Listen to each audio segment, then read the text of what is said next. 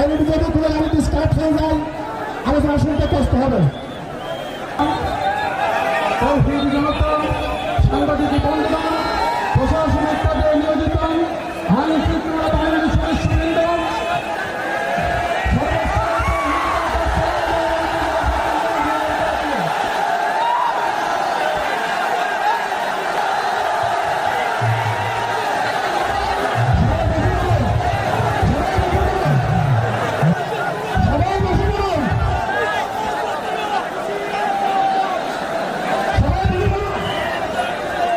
আসসালামু আলাইকুম ওয়া